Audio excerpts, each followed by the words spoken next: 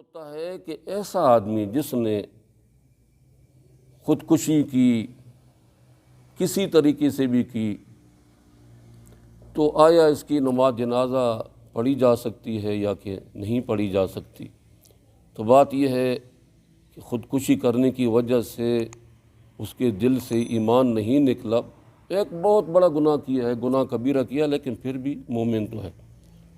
جب مومن ہے تو اس کی نماز جنازہ پڑھی جائے گی، لیکن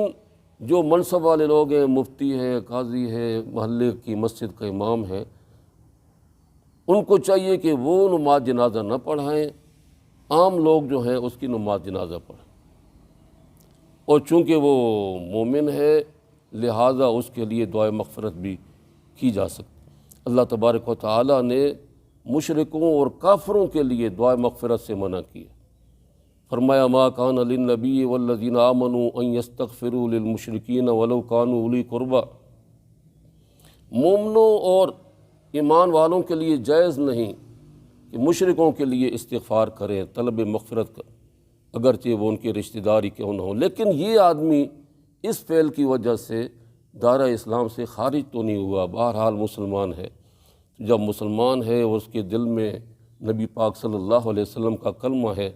تو ہو سکتا ہے کوئی اس کے اندر کوئی خوبی بھی پائی جاتی ہو، اللہ تبارک و تعالیٰ اس خوبی کی وجہ سے اس کے اس فعل بد سے صرف نظر کرے اور اس کی مغفرت کر دے، تو لہٰذا اس کے لیے دعائے مغفرت کی جا سکتی ہے۔ اللہ تعالیٰ ہمیں اس برے کام سے بچنے کی اور دوسروں کو بھی نصیحت کرنے کی توفیق عطا فرمائے۔ وآخر دعوانا ان الحمد للہ رب العالمین۔